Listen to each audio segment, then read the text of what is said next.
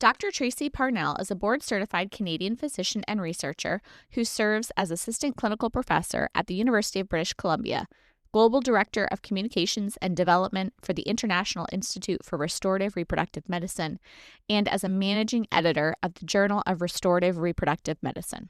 Her training includes a Master of Reproductive Medicine with Excellence from the University of New South Wales and a Certificate in Reproductive Health Research from the World Health Organization and Geneva University. Dr. Parnell maintains her own RRM clinical practice in Canada and is medical director of the RRM Education Group, which brings together leading experts to provide advanced RRM training and education. Please join me in welcoming Dr. Tracey Parnell to the NFP podcast.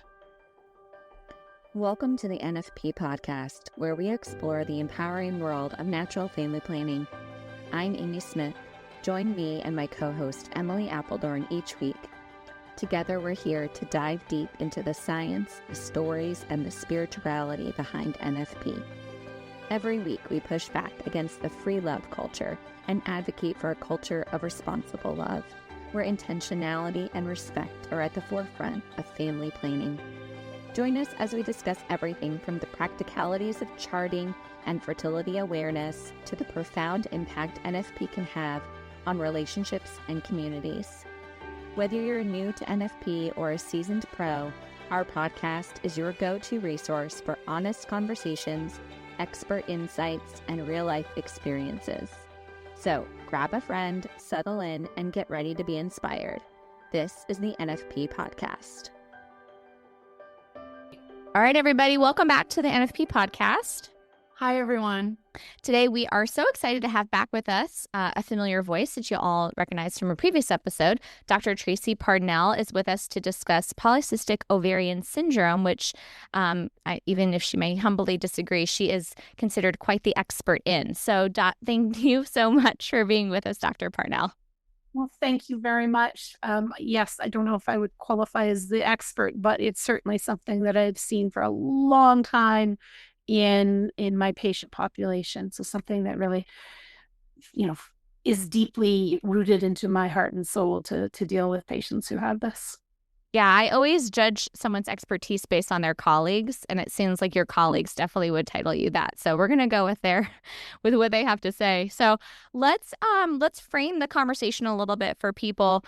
Usually this is known as PCOS, kind of as like a acronym for it, but it's Polycystic Ovarian Syndrome.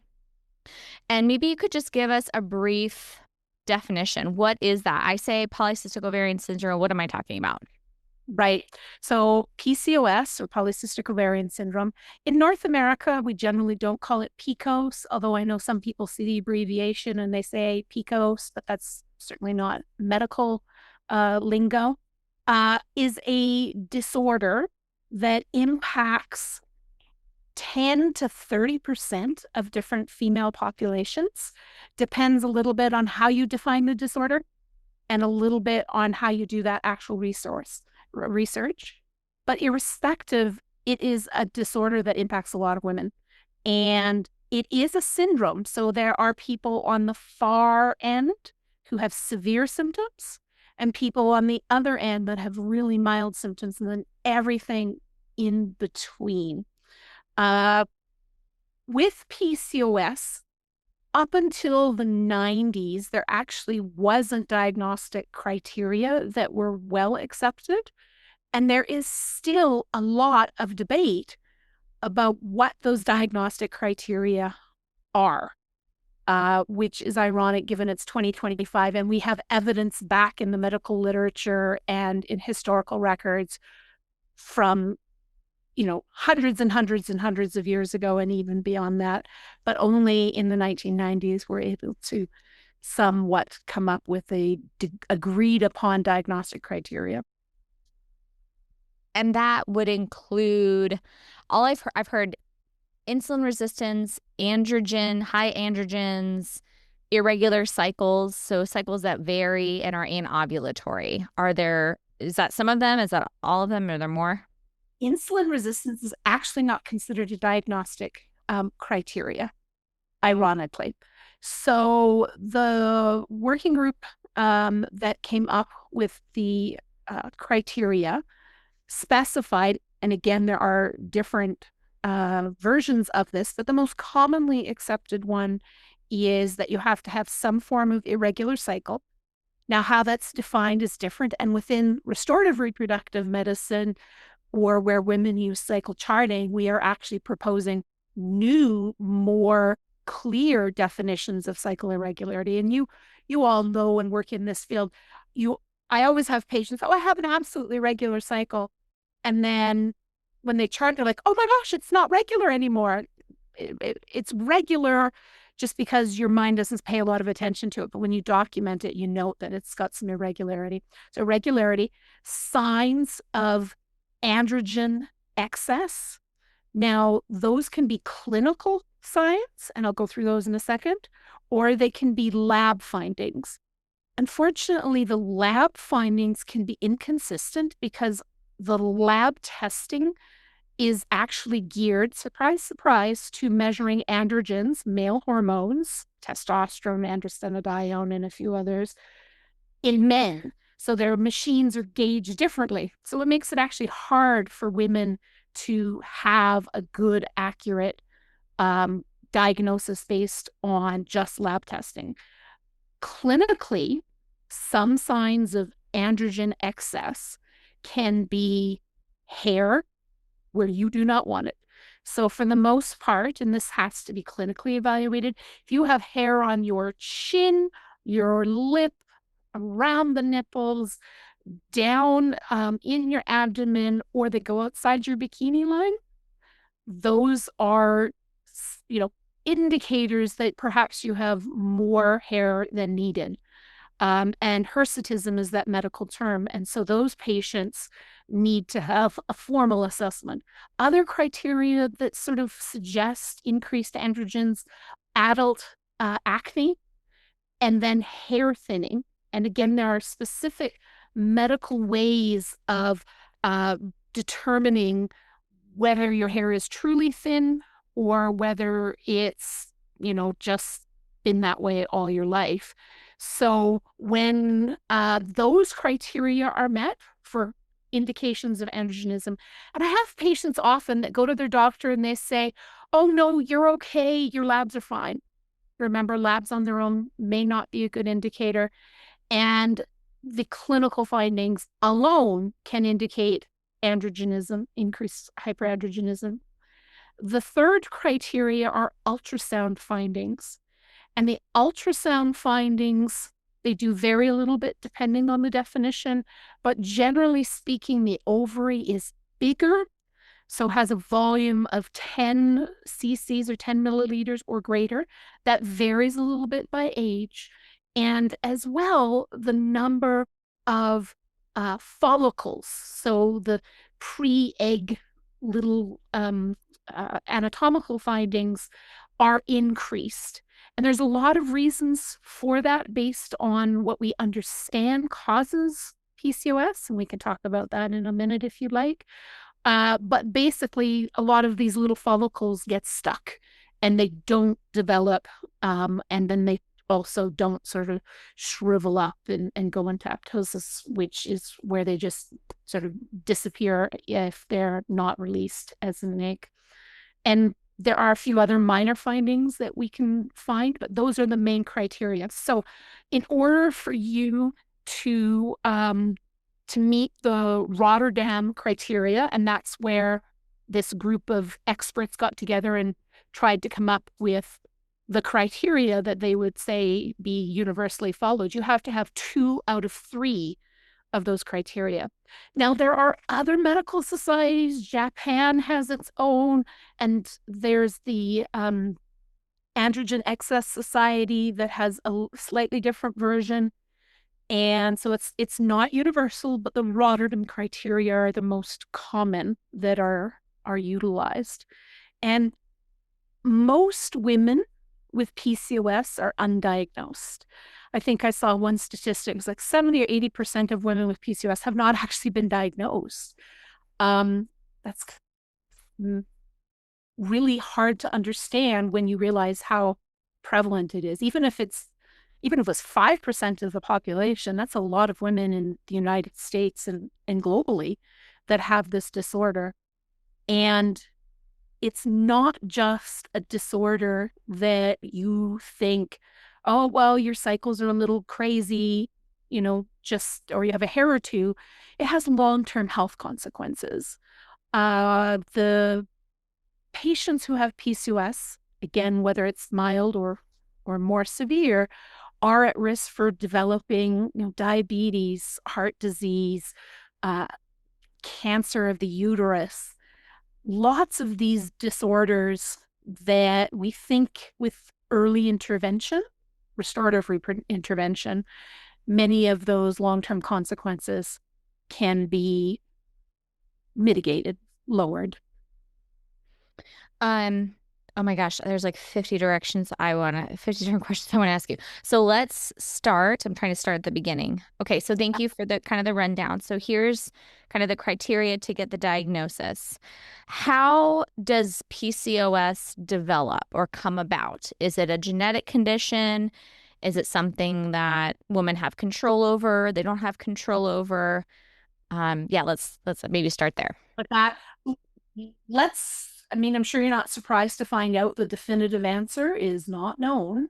Okay. We do know that there is a genetic component, and we know this by twin studies, by maternal child studies. If your mother or maternal relatives have it, you have a markedly increased chance that you will have PCOS. But it's not it's not like you inherit one little gene and you're going to have PCOS. We are learning more and more about what is called epigenetics. So the way I try to explain it to patients is your genes give you a bunch of switches, and the environment triggers which of those switches goes on and off.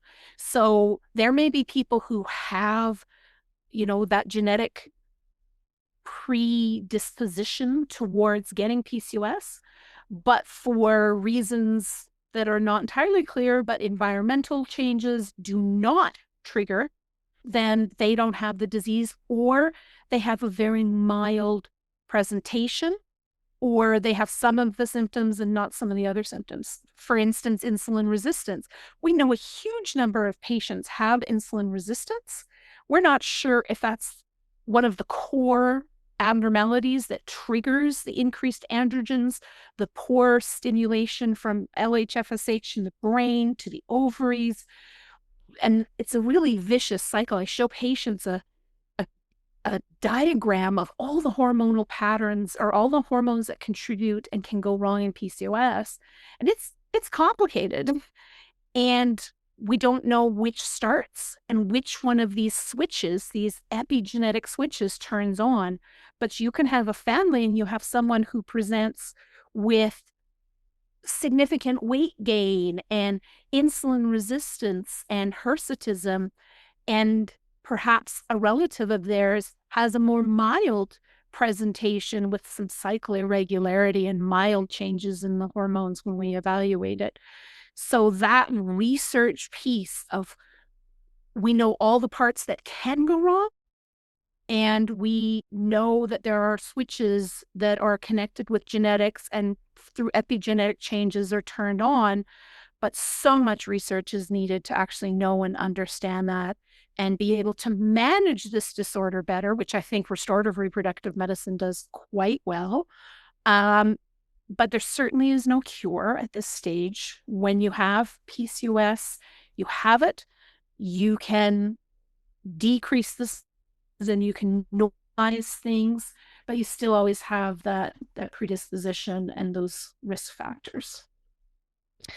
Okay, so as far as the female menstrual cycle goes, when do we start to see the onset of PCOS? Is this something that can be identified during the maturation of the HPA axis, during puberty, like when her cycle is starting? Is it something that, we see after her cycle has kind of been more or less, quote unquote, established, but it's not, regular as it should be after it's been formed? Kind of like when does it pop up, and what would be the first sign that a female would notice?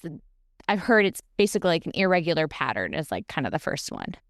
Right. So this is some of the difficulty. There was a group of scientists and clinicians out of Australia who put together a fairly robust clinical guideline, not a restorative reproductive medicine guideline. We're still working on that.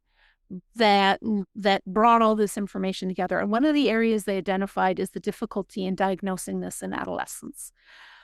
As a clinician, I now am seeing my third generation of patients whose mothers and grandmothers had it. So they know what to look for. There are certainly some early indicators, even pre-onset of menstruation. They're not definitive. And there's patients who, may have weight and hair issues that don't have PCOS, but certainly in a family with a higher risk, those are things. Now, when you start to balance or start to look at irregular cycles in the first couple of years, it's actually fairly normal for adolescent girls to have cycle irregularity. So that makes it really hard for diagnosis. Now, of course, most non-RM physicians, if a patient comes in and they're complaining of significant irregularity, of course, they just put them on the birth control pill, right? And I see this so much in my patients is they've been on the pill since they were 13 because they had irregular / maybe painful cycles. Painful cycles are not an absolute hallmark of PCOS and maybe associated with endometriosis, but sometimes our patients with PCOS have pain for a variety of reasons, cysts, etc. And so, of course, they put on the birth control pill and then they're 26 or 28 and they come off the pill and they're like, oh, no, I've had regular cycles all my life.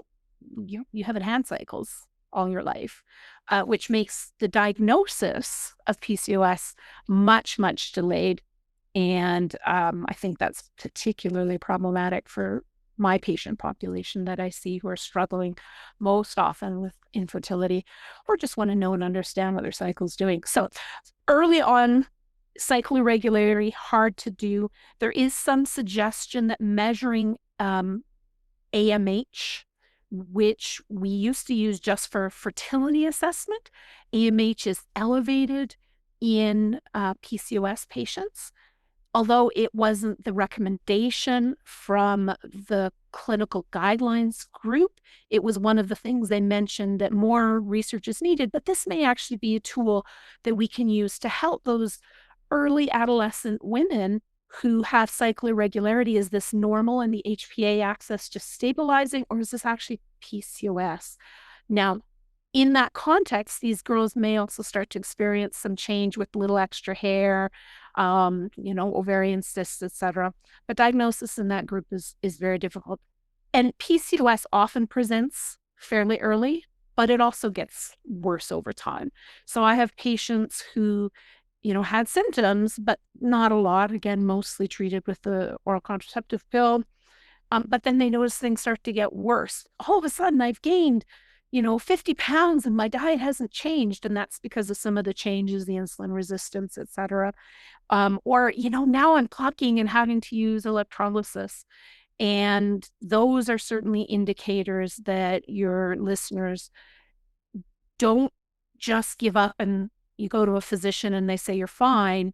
Read a bit more about PCOS. And if you think you have it and you've got, like you said, this unexplained hair growth and cycle irregularity that can be somewhat subtle. I have people who go to their doctors and they said, well, no, I don't have irregular cycle. I mean, I skip a period every now and then, but that's normal.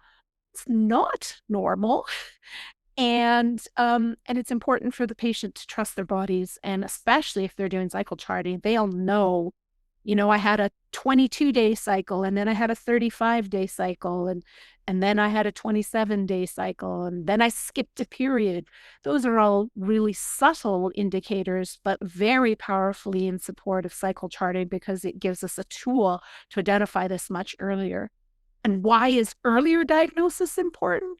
Because then you can, number one, figure out which of those switches are turned on and come up with a plan to try and correct each one of those problems so that the side effects and the long-term consequences are far, far less. And I think the earlier, we need more research, obviously, but the earlier we start that, the better it is for these patients for long, life, and for fertility issues as well, if they want to have a family. Absolutely, yeah. Regardless of your family planning goals, we want reproductive women or women of reproductive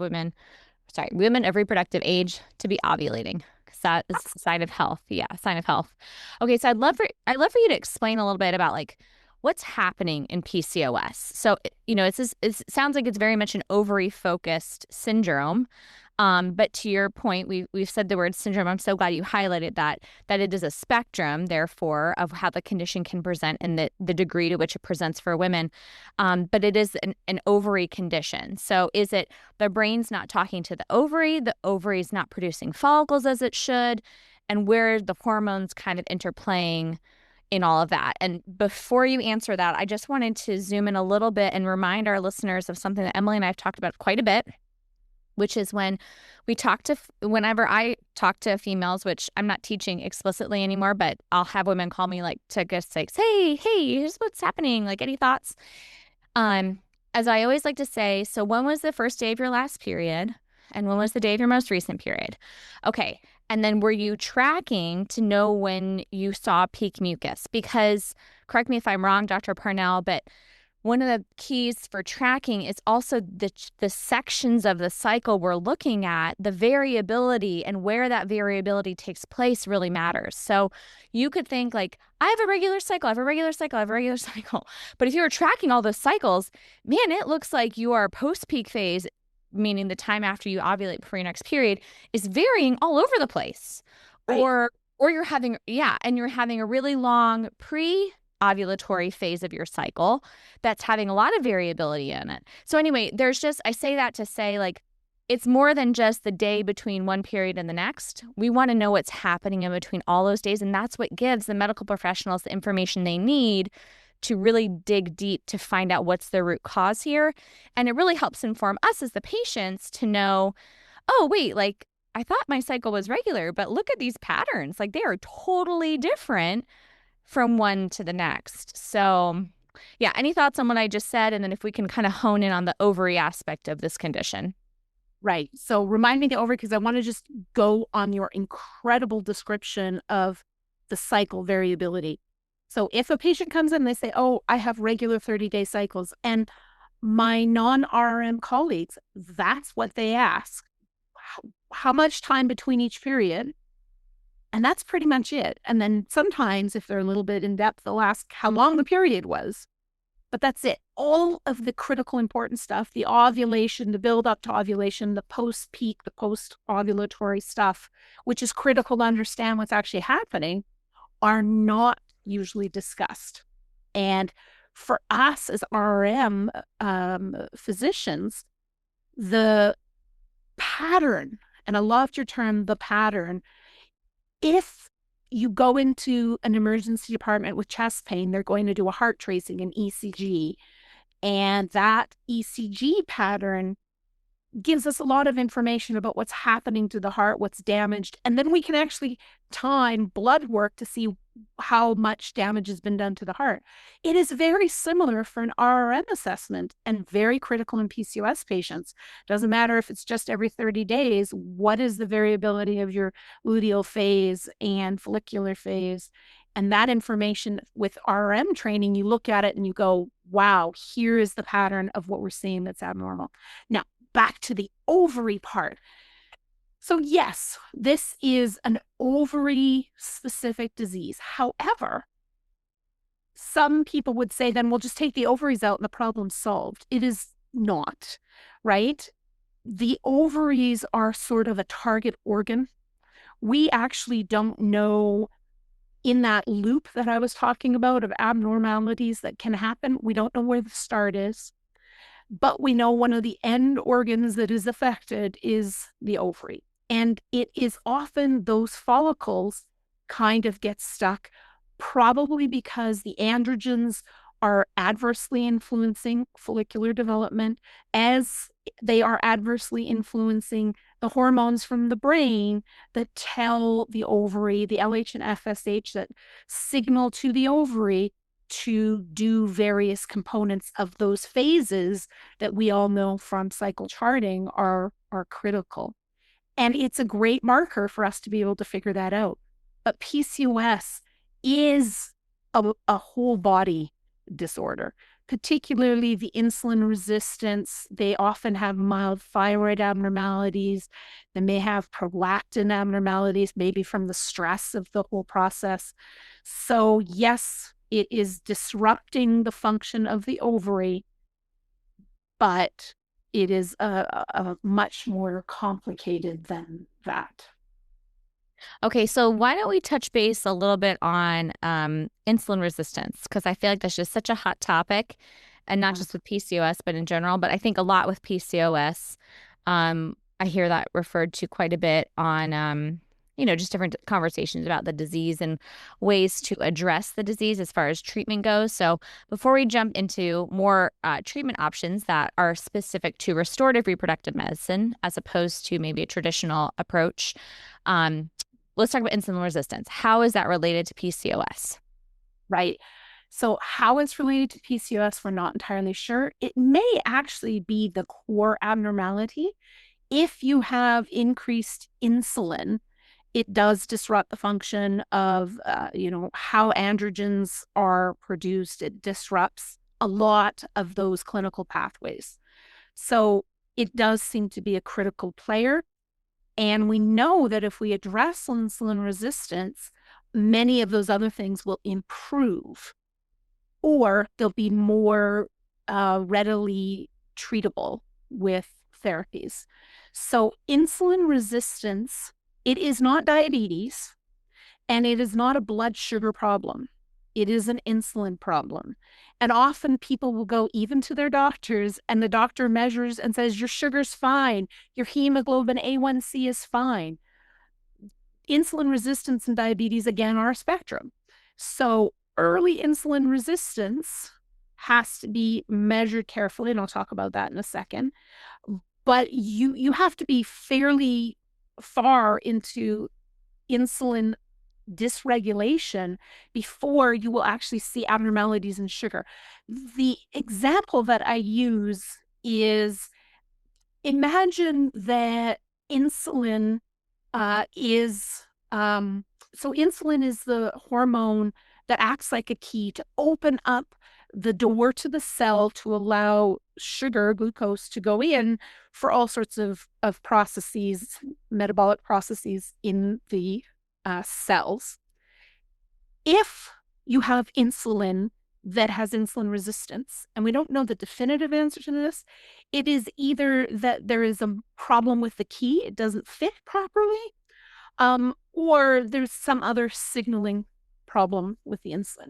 So imagine you're at a fancy hotel and there's a doorman, and the doorman uses his key, opens the door, and you have sugar that comes. And I like to present sugar as a really tough, like, biker woman, and comes to the door, and the doorman who's got the insulin is a little freaked out. I can't get the key in, and so the sugar's there. Now you have to have a long delay in that insulin not working before the sugar builds up. But what that doorman does, the insulin, calls out to all the other doormen, help, bring the keys, come, the biker glucose is here, I need help, come on, come on. So you get a spike in insulin, but the biker glucose is standing there going, come on, dude, get it together. So when you measure the sugar, it's normal. But if you measure the insulin, this is not normal.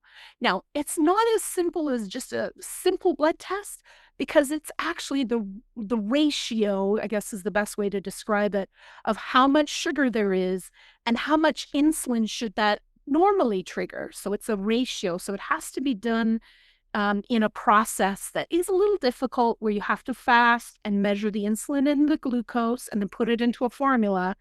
And then the best way to do it is over 2 or 3 hours with multiple testing of insulin and sugar after you drink. And those of you who've been pregnant, you know that horrible orange drink that you do? Same for the insulin glucose tolerance test. So if a patient goes in and sees their doctor and their hemoglobin A1C is elevated, that's a sugar measurement. And it means that they have had all these years of insulin resistance that really weren't sort of addressed. And it is a newer concept. So I understand that some people may not be familiar with it in the medical community or how to measure it. But it's important because if we can do lifestyle changes and sometimes supplement changes, and then sometimes medication, depending on how the ratio is, and we kind of use it to judge where they are on the scale of really bad. And that we think, and remember the definitive studies haven't been done yet, but we're hoping someday that there will be funding to do that, will allow us to slow or maybe even reverse the progress of insulin resistance. Now, why is insulin resistance an issue?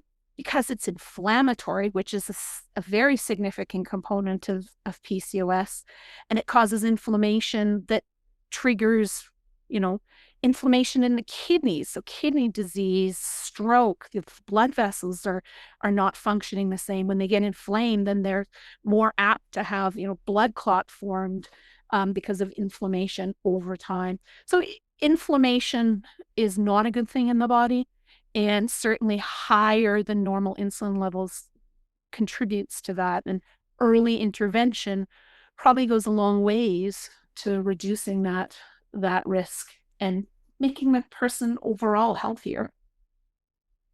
Okay, awesome. Thank you. That was a great kind of detailed explanation I haven't heard before. So, and maybe just to, I guess, hammer home a little bit of a point there, the way that restorative reproductive medicine trained physicians approach lab work and assessment of levels of hormones is different than a more traditionally trained physician. Is that correct? It is absolutely correct. So 2 major differences. Number one, we do some additional testing that not all, reproductive medicine or sort of standard medicine would deal with. So this prolonged insulin glucose tolerance test is not commonly done, but certainly more commonly done in the RRM world. And for most of our evaluations of hormones, remember in women, hormones go up and down depending on which phase of the cycle you're in. And if you cannot pinpoint where you are in the cycle, then doing a blood test has significant lack of validity. So when our patients come to us, they know their bodies. They say, "Doctor, this was my ovulatory event." Doesn't always mean they ovulated, but that hormone changes happened. And we can use that to do testing prior, 7 days after, to get a really good assessment of ovulation. And then we time the testing. And we time the androgens too, although there is a bit of variability for clinical reasons on when we time the androgens.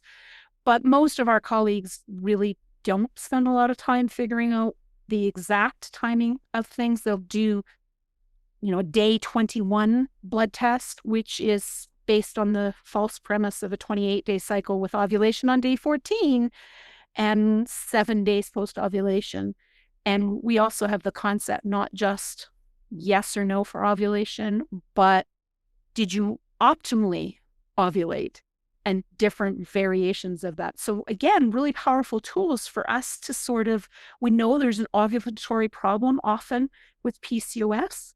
And as we're developing these RN tools, I think we'll have a very powerful way of diagnosing, abnormalities that give us earlier indicators for PCOS than, having to wait for their cycle to be 70 days late. So maybe we can talk a little bit then about treatment options. So say, woman's identified these symptoms, physician is, identified these symptoms, and she got the diagnosis, and now we're looking at treatment. Maybe let's start with what is like a non-restorative reproductive medicine. I know you've alluded to the birth control pill already. So, is that pretty much it? Like, okay, just go on the birth control pill. What if her answer is, but I want to get pregnant? So maybe you could get both sides of that. Absolutely. So yes, the standard approach is hormonal contraception. Now, there is a bit of evidence to suggest, number one, it does give you regular bleeding, that does decrease your risk of uterine cancer, because uterine cancer is where you get the buildup of the lining. And if your cycles are really irregular, it's not being shed enough to protect you from that. And some forms of birth control pill may actually lower the androgens a bit. The problem is that there are some studies, not conclusive, but there are some studies that certainly suggest that the birth control pill actually increases your insulin resistance. So if this is a core problem, then you're kind of masking it, and you're also increasing the thing that's going to cause the most problem, which is likely the insulin resistance. So that is the standard. Now, some doctors may also just randomly say you have PCOS and put you on metformin, which is a medication that we use in diabetes, but it can help with sort of how the insulin functions. And they'll say lose weight. Now, I have dealt with PCOS patients for many decades, and it's heartbreaking because I have them come to me and they're like, Dr. Parnell, I went to my doctor and he said, well, why do you want to have a period? Do you want to have a baby? Well, then come to me when you want to have a baby. Just enjoy not having a period. We all know that that's not healthy. And then others who say, just stop doing the arm exercises, stop eating.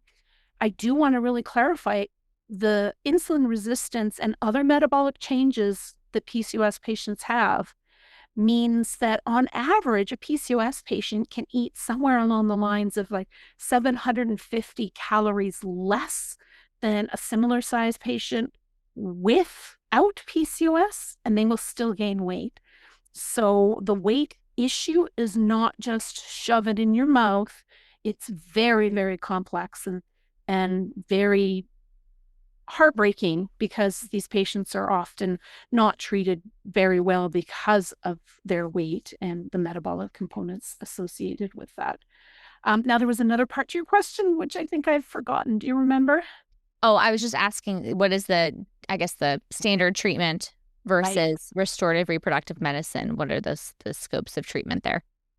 That's a great question. And honestly, I could spend hours. I do spend hours. We teach a course for restorative reproductive medicine for clinicians, and we literally spend, 20 hours or something on the course, 52 credits or something.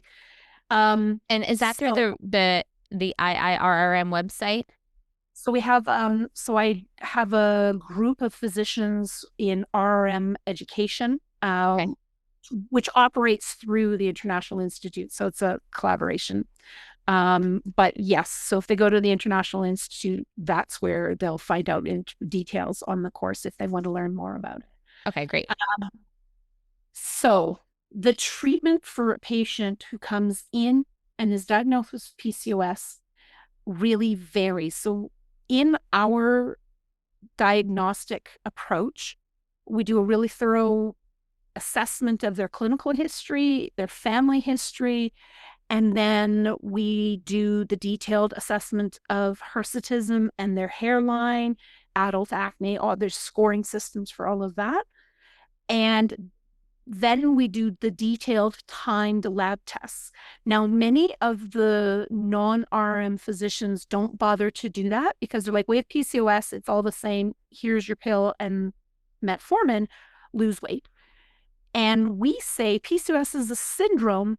Some people may have more of a certain androgen, say androgens that are produced by the ovaries. Some may have more of the androgens that are coming from the adrenal glands. Some may have more insulin resistance. When we figure out all those components, then we can actually individualize the treatment program. So the treatment program will use a tiered approach, which is very common in restorative reproductive medicine: diet, lifestyle, activity, sleep, nutrition. And then we will do, supplements. Obviously, there's some people don't have coverage for supplements, so that's not an option for them, but we provide that information. And so supplements in this can be anywhere from, cinnamon that helps with insulin resistance, and a whole pile of other supplements to then the next level, which is medication. Same thing. Are we focusing on the androgens and we're using medicine that lowers the androgens?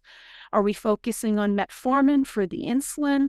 Are we focusing on trying to normalize their ovulation? Because the body works in this feedback loop. And if we can normalize ovulation, or sometimes just even normalize the luteal phase, sends a signal up to the brain going, hey, here's what you got to do. And that alone could sometimes start to reset all of those components. And then we also address, some of the issues. A lot of patients with PCOS, because of the hormonal abnormalities and how they impact biochemistry in the brain as well, suffering from eating disorders is highly prevalent.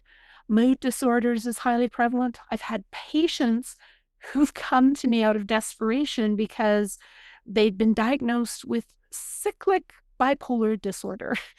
And that means that, they would go to their luteal phase and things would be so abnormal that they would present to hospital and be hospitalized, psychiatric hospitalization. And they're like, doctor, I know you do a lot of things with periods. And it's always the patient. I notice that it seems to happen at the same time during my cycle. And magically, it's not magic, obviously, but you identify the abnormality, say that patient actually has low progesterone and isn't ovulating, you fix it and you cure their bipolar disorder. Now, I do want to be really clear that not all psychiatric conditions are hormonal. And please do not think that, if you have a mental health disorder, that it's just hormonal. But there are certainly potential hormonal contributions. And even if it's not causative, it may make the symptoms less, and it may make it much easier for your physician or your psychiatrist to help manage your conditions if it's related to the cycle hormonal stuff. So our treatment, there is no, standard answer, because it depends on, when we do the full evaluation, what does your body tell us is wrong? What is also most important for the patient at that time? If you've come in and you have a fertility issue, then we want to focus on those aspects that are going to make your chances of being able to conceive optimal. If you're not at that stage of life, or you're post that stage of life, then we're going to focus on the things that are providing you the most symptom problems, or that have the highest risk of providing you long-term consequences. So it's certainly not as easy as conventional medicine, where, it's here's a prescription, come back in 3 or 6 months and we'll renew it. But it certainly does give the patient a lot more empowerment to know and understand their body. And they also are really good at coming in and saying, hey, I think something's wrong because I was using, the metformin and the progesterone and this, and my cycle's now doing this. I think we need to adjust the medication. Very empowering for the patients and really satisfying for the clinicians as well. 100%. Yeah. So I just, I was so tempted to interrupt you, but I'm very glad I didn't, because I wanted to just say, did everyone hear what she just said? There isn't a standard set, you have PCOS, here's what you do, because it's a syndrome. It depends on how it's presenting. It depends on what's impacting you first and the most. And I'd love, the idea of a tiered approach, and the fact that you're working with the patient, what are your goals? How are you feeling? So let's give you this and let's try this. Now, the other part about this, though, is we know for couples and that are trying to achieve a pregnancy, again, everyone who wants to be pregnant really wanted to be pregnant yesterday. So it's hard to hear things are going to take some time, which is, again, why everyone in this world is trying to advocate for earlier. Just have your body healthy as early as you can, even if pregnancy in the moment is not your goal, because trust us, when you want to get pregnant, you want to be pregnant yesterday. So it'd be a lot better to just have you ovulating and being healthy for the whole of your reproductive life is much more ideal. And to Dr. Parnell's point, finding a physician that is going to say, okay, we have this the situ, and here's how we're going to approach this. I need to find out the specific information. Let's look at your chart. Let's try to pinpoint exactly where are we on this syndrome spectrum so we can figure out the best course of treatment for you. So it's very individualized, which really does make a patient as a patient population. Well, even Dr. Parnell, you've been a patient from time to time too, even though you're a doctor. It just feels nice to not feel like you're not being listened to, which I think is the feeling you get when you go into the doctor and you say something and they're like, oh, okay, well, here's the answer. It's this pill. And it's like, but did you hear anything I said? Like, is it really? I mean, maybe it'll help, but anyway, I just, want to highlight, even though her answer was long and sounds like it might be discouraging depending on where you're at in your season of life, it's ultimately hopeful and restorative because these physicians want to work at getting at the root cause. And it might just take some back and forth figuring out what your issue is. Actually, Dr. Parnell, we just had someone on the podcast recently who was sharing her story about PCOS as a patient and how she was very blessed to figure that out when she was in college, right, Emily? Before she even got married, and was able to use different lifestyle factors to address her situation and her PCOS diagnosis, and also with some help from medication. But the lifestyle factors were very impactful, and now she has 3 beautiful children. So anyway, it's just, I think Emily and I, in listening to her story, it was very much like, oh, this is like, what a blessing that you heard about this so early on in life and were able to get that help. So, okay, so treatment, there's not a one size fits all. And maybe we could talk a little bit about one end of the spectrum that, it sounds like we've got one side of the syndrome spectrum where it could just be some lifestyle changes, like changing eating patterns, movement patterns, sleeping patterns, etc., some supplements, and we're good. Ovaries respond and our cycles are clearing up all the symptoms. Everything's kind of mild. And we have the other end of the spectrum, and correct me if I'm wrong, but I think the more severe end of the spectrum, are we talking about like surgeries to correct as like on top of, we've done all the tiered interventions and it's still not working. And so now we're looking at a surgery. Something like I know Emily's familiar with and can speak to more is that surgery often associated with PCOS is that ovarian wedge resection procedure. So is that other end, Dr. Parnell? Well, again, it's individualized to the patient. So it's not necessarily that patient who has the severe disease, and the severe disease in ages gone by, these were the poor women who would be at the circus as the quote unquote bearded fat lady. That's sort of the severe version. Those women had most often very severe PCOS. It's not necessarily the severity, it's the individual patient. And if we think when we do their ultrasound, they have a really, really large ovary and the treatment is complicated and they really want to maybe they have side effects for some of the medications, we certainly can do a wedge resection where we remove part of the ovary, and that does seem to have some long-term benefits. But I do have to say that, and that's part of the tier, right? So at the top of the tier, we have surgical interventions. I do want to say that for the vast majority of patients, the medical management is actually incredibly effective, and it is not as common to have to go to a wedge resection. Now, there is another procedure that is done where they actually sort of poke holes in the ovary. The challenge with either of these procedures, which again can be indicated clinically, is that they do cause some damage to the ovary. So there is this question, when you're doing this, are you causing more damage than the condition or less damage than the condition? And that's where the clinical assessment really comes into play with the individual, aspect of the patient. So yes, wedge resections or surgical interventions can be done, and that's where you have an RRM medical clinician who's working closely with an RRM surgical clinician so that they can come up with the best treatment for that patient. One other thing which I hadn't mentioned, which you brought up, a lot of women with PCOS actually suffer from sleep disorders as well. And it's not just from obesity that can make it worse, but there's something about the metabolic changes that predisposes them to having sleep disorders. And we actually have one of my clinician colleagues who is a sleep physician who specializes in sort of PCOS related sleep disorders, and it's quite extensive.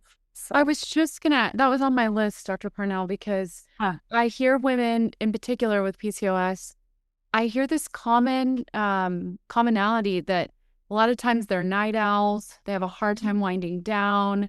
They don't know if that's connected to their hormones, but it looks like it is. And so for you to bring that up, that's really interesting, because I've never heard really anyone kind of speak on that. Yeah, there is increasing information in the literature to support that, but there is definitely an increased risk. So if a person comes in to see us with PCOS, we do what we call an ASLAN assessment, was the activity, sleep, lifestyle, nutrition, and a sleep study is usually indicated. And we also screen them for eating disorders because they're so prominent. And so any patient who presents with an eating disorder should be checked for PCOS, and any PCOS patient should be checked for an eating disorder, as well as mood disorders, et cetera. So the evaluation is actually really, really lengthy for PCOS patients to go into all those different aspects where this disorder impacts so much of our body, which is why, it is ovarian focused, but obviously sleep disorder is not specific to the ovary, but something is going wrong in the whole system, and addressing all of those aspects gives better quality of life, longevity of life, we're hoping, and fertility where they require that. And I think our goal, ideally, can you imagine a world where every adolescent girl just automatically starts to cycle chart and knows her cycle, and 18 is like, hey, I got a problem, and we can intervene early and reduce this. You can imagine, so we have this epidemic of diabetes in women in their 40s, and almost all of that is from women who've had PCOS, most often not diagnosed.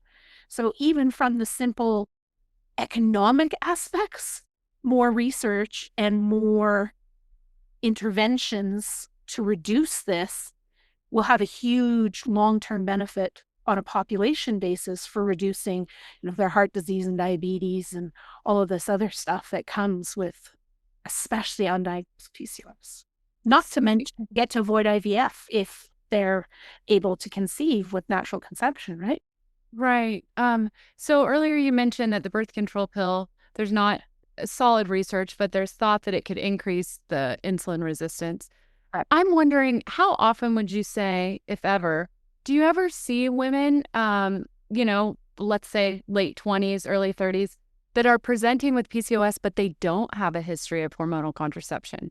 And so then they have gone all these years undiagnosed without these artificial hormones. I just wonder how common that is, because it is so common to be prescribed and to take the birth control pill. So do you ever see that?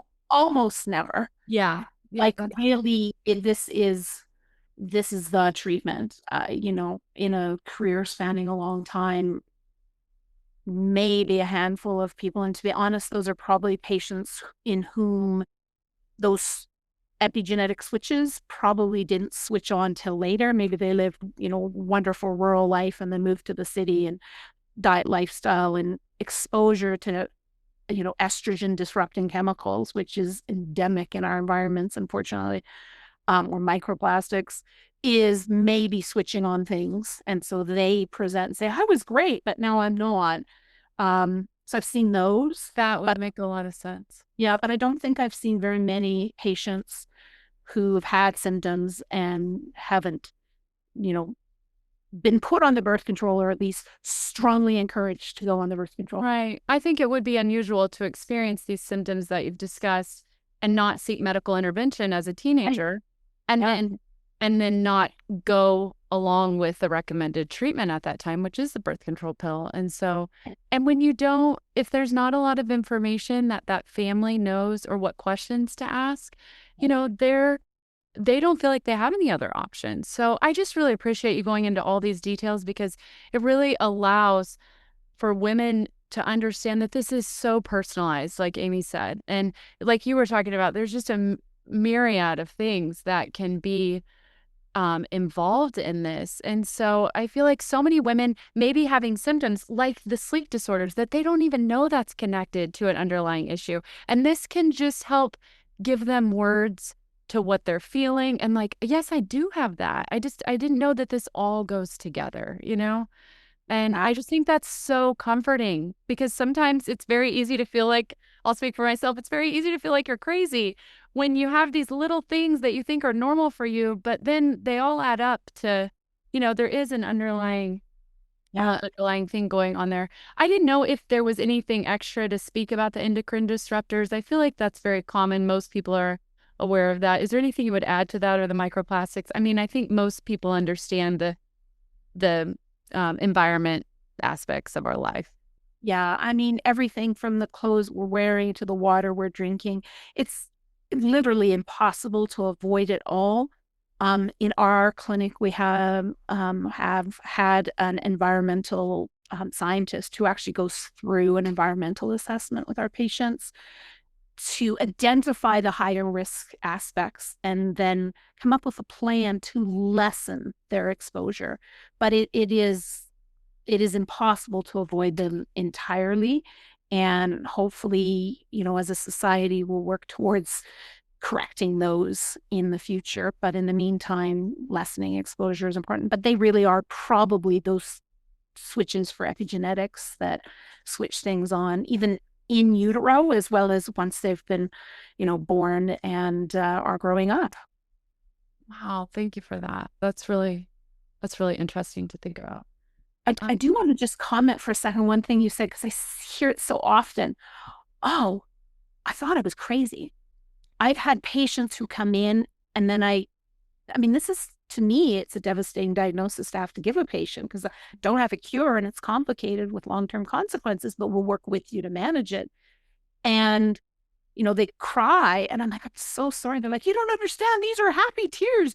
I'm not crazy. My doctor kept telling me or implying I was crazy, and I'm not. And so for a lot of women, it's just very validating to have that. And hopefully this information will also be very validating to them. And I do encourage them, although I know, the standard approach is somewhat dismissive, but trust your body, do your research. It's not the 1900s. We have access to information, and you can really know and understand your body and advocate for yourself, for your loved ones. It's really true. I remember when the doctor in front of me said, who's a NAPRA technology doctor, Emily, do you think you might have PCOS? And I'm like, actually, I do think that, but I don't, and I haven't had that conversation with like where it could go anywhere, like what kind of help can I get and all that kind of things.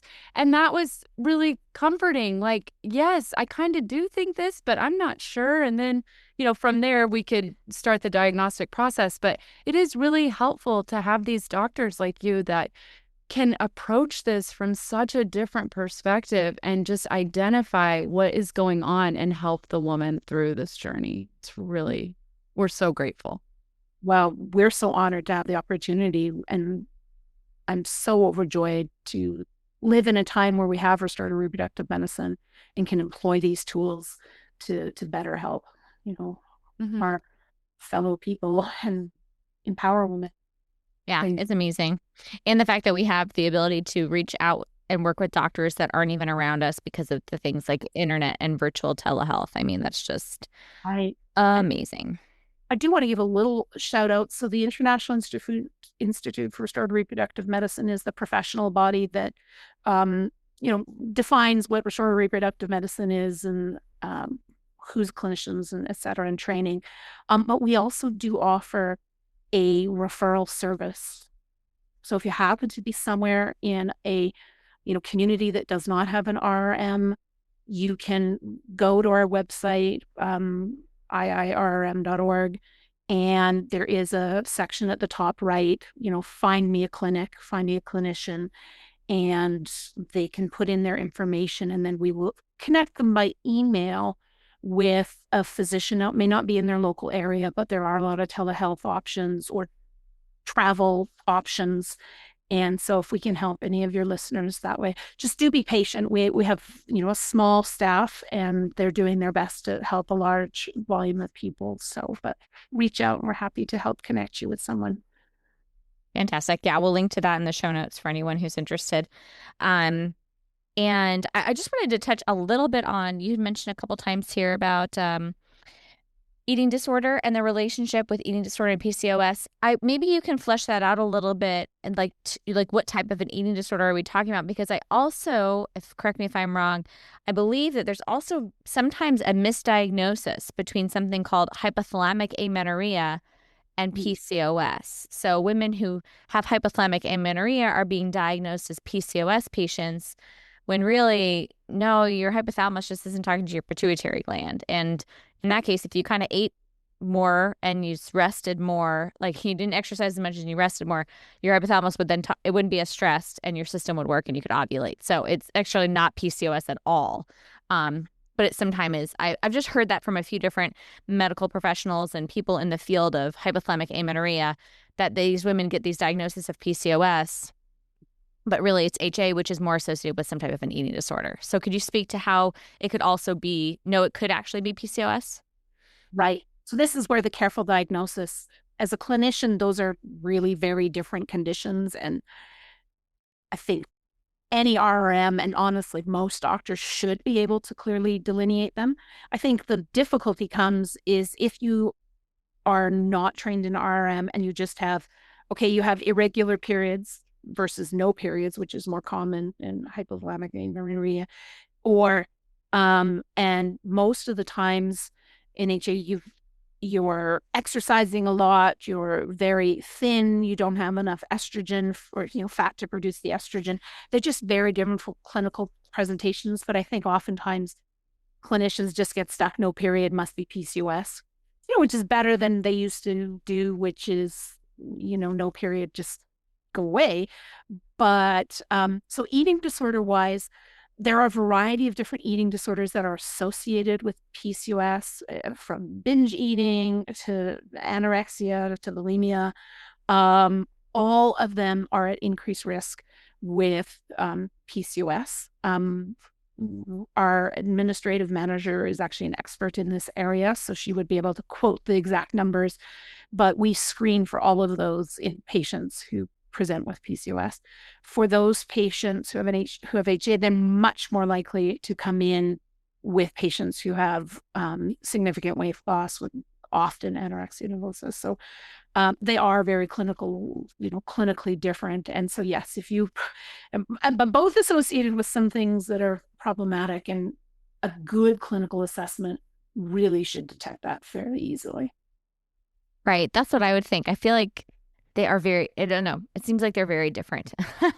Other than like the cycle, they have cycle irregularity, whereas the HA is usually, hypothalamic amenorrhea is usually like, no, you just have not been having a cycle. Like it's not even there. So, okay. And there are PCOS patients who go years without a period. Right. So I get that, but really they are very different disorders. And 2 to 3 minutes of clinical history should delineate them, and then a more thorough exam obviously will confirm one or the other. And the treatment is very different. And there are some patients with HA that it's complex. They respond usually very well to changes in lifestyle, but there are some that actually have other disorders and require some really intense management and, pumped gonadotropins and other sorts of things to stimulate ovulation. So both can be complicated, but manageable. Okay. Okay. Well, this is funny because I prefaced our conversation by saying, well, we don't have to drag this out and it can go short. And we've already gone past an hour. I feel like we could talk forever. I know. I don't know what made me think that. I was like, surely we will just hit a stopping point and can stop talking. But I'm like, no, that's not really how it works. So and my apologies, because I do go on and on and on. No, it's so helpful. So helpful. Helpful. It's so helpful. I have a question. So I don't know if we would have any listeners that have made it this far that might not be struggling with infertility. But I do know a handful of women that have either had a PCOS diagnosis, or maybe they feel like they have PCOS, and they would describe themselves, and I'm going to use air quotes here, as extra fertile or hyper fertile, and they get pregnant easily. And what do you say in situations like that? I'm thinking of one in particular who is a dear friend of mine and did get a PCOS diagnosis, and she was able to conceive her babies very easily. And then I'm thinking of someone else who I don't think they ever got the diagnosis, but that's how they would describe themselves. How does that work? Right. So it's a spectrum. In fact, we believe from sort of an evolutionary perspective in that the PCOS was actually beneficial. 400 years ago, being able to have fewer children and times where you weren't bleeding actually probably made you live longer. Now, in our environment, that is not the case. But it's that spectrum, right? We do know that, and it's funny, I just had a previous patient from 20 years ago who has beautiful children, but was much easier to conceive later because we actually know that there are changes as you age. Hormones change because of the aging process, and that kind of counters some of the changes that happen from PCOS. So there are some women where things, because of aging, change, and it does make them, more fertile. And there are PCOS patients are not infertile, definitively infertile. They just have a lower fertility rate. And certainly there are those where they have a different type of PCOS. And there's actually a number of different types of PCOS, as we said, that spectrum.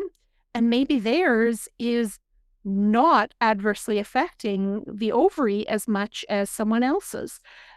Spectrum, presentation, maybe they have a lot of the insulin, but the insulin's not infecting this part.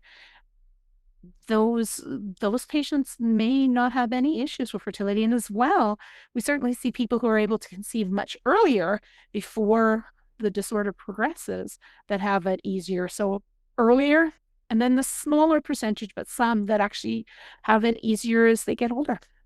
Wow. Thank you for that. That really makes a lot of sense. It's fascinating to me. Just the spectrum, the real spectrum of this is, it's amazing.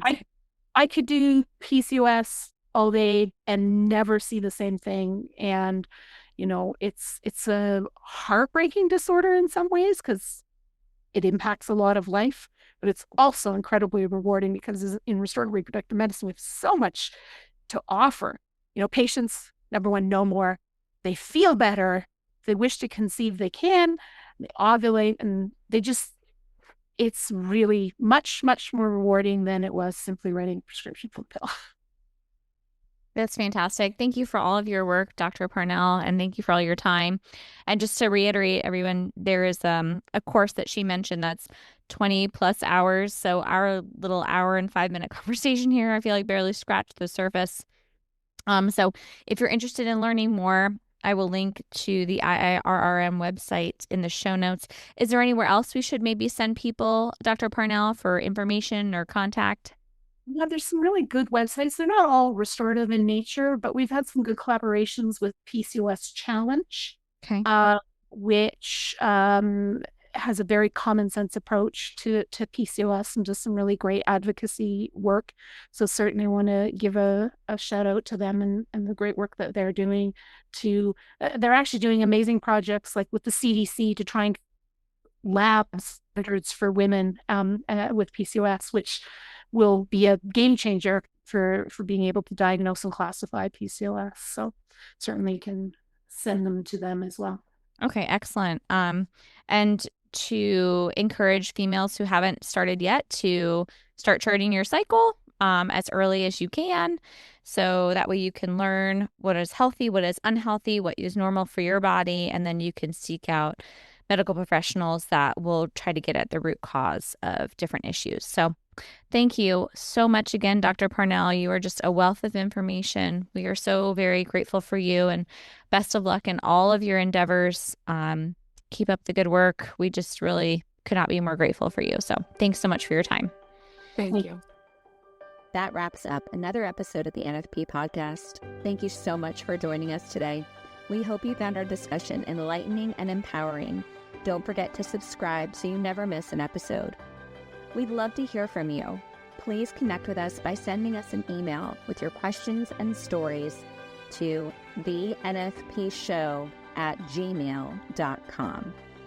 We'll be back next week with more insights, tips, and heartfelt conversations about natural family planning.